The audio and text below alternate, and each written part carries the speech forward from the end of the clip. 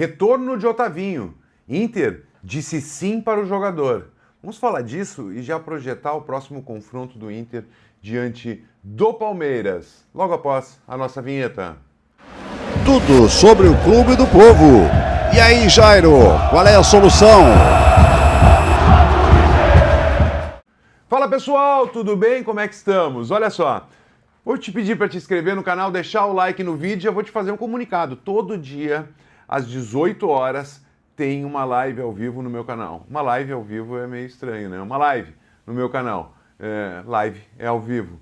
Dito isso, então, te espero, cara. Te espero aqui às 18 horas pra gente trocar uma ideia de Inter, eu ler todos os teus recados, a gente falar, fazer um bate-papo de internacional. Bom, ainda tô com live ao vivo na cabeça. Dito isso, cara, vamos lá. O Internacional, a janela se fechou. Mas o Inter fez consulta por jogador importante, eu vou te explicar tudo em detalhes. Mas antes, eu quero te falar do confronto diante do Palmeiras, a sequência de jogos do Internacional. O Inter tem uma sequência de jogos bem dura, com 2 clássicos, ou poderia dizer 3 clássicos, né? Palmeiras e Inter não deixa de ser um clássico nacional. Tem ainda Internacional e Grêmio no Beira-Rio, o Inter há mais de 2 anos sem perder um clássico Grenal, tentando segurar essa hegemonia do futebol gaúcho. E depois Juventude e Inter. Juventude que eu considero que está jogando um futebol melhor que Inter hoje. Mais organizado taticamente. O Juventude que trocou de treinador e conseguiu com isso melhorar o seu desempenho. Então o Internacional tem esse jogo complicado contra o Juventude. São 3 jogos complicados. Palmeiras, Grêmio e Juventude. Um Grêmio talvez totalmente remodelado, com as novas contratações que fez.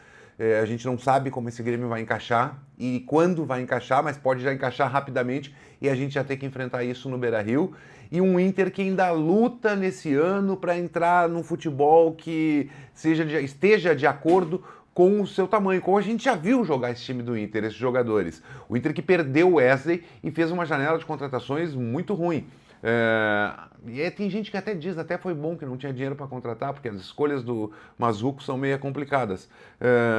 Então, nesses jogos, eu faria uma projeção super otimista se a gente fizer 4 pontos, muito bom. E te explico por quê, cara. Vamos lá.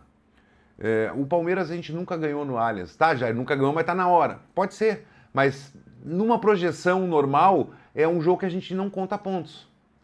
Jogar no Beira-Rio, a gente tem que somar 3 pontos. Independente se é o Grêmio, se é o Flamengo, não importa. A gente vem perdendo esses jogos do Flamengo em casa, tudo bem, mas tem que somar 3 pontos em cima do Grêmio.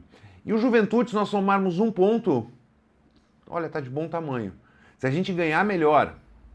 Ali é clássico, pode acontecer, mas se a gente fizer de 4 a 6 pontos, muito bom o desempenho do Inter nesse período. Bom, o Inter que busca no Campeonato Brasileiro uma vaga na Libertadores ou na pré. Ficando com prêmio de consolação, talvez uma vaga na Copa Sul-Americana. Dito isso, vamos ao assunto do dia, né? Um assunto que a gente conseguiu ir em busca dessa informação. A janela de transferências acabou, uma pena que acabou, mas o Internacional sim fez uma sondagem no final dessa janela pelo meia Otavinho. Otavinho que teve no Inter, se não me falha a memória, até estou tentando pesquisar aqui, de 2010 a 2014. Um jogador que saiu, está na Europa, defende a seleção portuguesa, um jogador que cresceu muito profissionalmente fora do Brasil. O jogador está no Al Nassr e não tem espaço para ele lá neste momento. O Nassr contrata muita gente, acabou sobrando o Otavinho neste momento. Bom, coisas que impediram uma negociação de avançar. Tá? O Al Nassr, primeiro ponto, tá? O Al Nassr não tinha interesse numa rescisão. Tá? Até estou pegando aqui o Lucas Colar que trouxe a informação, tá? O Al Nassr não tem interesse, não chegaram a um acordo para romper o vínculo atual. O Otavinho foi, inclusive, foi pensado no Grêmio, esse jogador. Mas, bom, o Inter conversou com ele e não teve nenhum acordo para a rescisão contratual deste atleta. Mais do que isso, não é o único impeditivo de momento. O Otávio recebe cerca de 3 milhões de reais mês. 3 milhões de reais mês. Um valor completamente fora da realidade internacional. E tem gente que vai dizer, mas Jairo, o Inter paga isso para Borré e Ener juntos. É uma visão. É uma visão bem interessante, mas é muito fora da realidade. Com isso, uma tendência desse jogador permaneça na Arábia Saudita, não atuando no Al Nassr, em outra equipe. Isso acontece muito, esses repasses lá. Até ele conseguiria manter o seu padrão salarial e tudo. Não está descartado uma nova investida do Inter no final da próxima no final deste ano, na próxima janela. Até porque o Internacional vai ter que remodelar muito seu elenco para 2026. Tem jogadores que não podem estar no Inter em 2026, tem jogadores que não conseguirão manter o alto nível. O Inter vai ter que ir em busca, vamos lá, o Inter vai ter que ir em busca de zagueiro, o Inter vai ter que ir em busca de quase em todas as posições.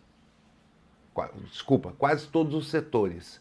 E definir se Borré e Ener ficam ou não, como é que fica a situação desses dois atletas que pouco entregam no Internacional. E aí vem toda aquela história, o Ener agora está na seleção, vamos ver como é que ele sai o desempenho lá. Aqui ele mais atrapalha do que ajuda. Então, 2026, o Inter tem que começar já agora o planejamento do seu elenco. Ah, Jair, depende da competição que vai estar. Não, cara, a gente tem que ser competitivo em qualquer competição que for estar ano que vem. Então, a direção do Inter precisa trabalhar muito. O Inter que não muda nada. Não importa o que aconteça, não muda nada. Tem que definir também, o Roger, pelo jeito, é uma garantia da direção internacional de ficar até o final deste ano. Em 2026 ele estará aqui. Há uma convicção que ele estará aqui ou depende do desempenho de agora em diante? O Inter que é o time do segundo semestre. Daqui a pouco é o melhor time do mundo. E aí começa tudo de novo. Bom, a direção vai ter que trabalhar muito. É o último ano da gestão Barcelo. Muitos dizem, graças a Deus. Outros gostam. Mas essa direção vai ter que trabalhar muito para entregar reforço de qualidade ao treinador que tiver aqui, seja Roger ou outro. E o Inter ser competitivo. Está na hora de ser competitivo. Mas não tem como concorrer com o Flamengo. O Inter não está concorrendo com ninguém atualmente. Não é o Flamengo. O Inter não está concorrendo com ninguém. Está lá no meio da tabela. Não é o tamanho do Inter. Valeu? Te espero às 18 na minha live. Tamo junto. Grande abraço. Tudo sobre o Clube do Povo. E aí, Jairo, qual é a solução?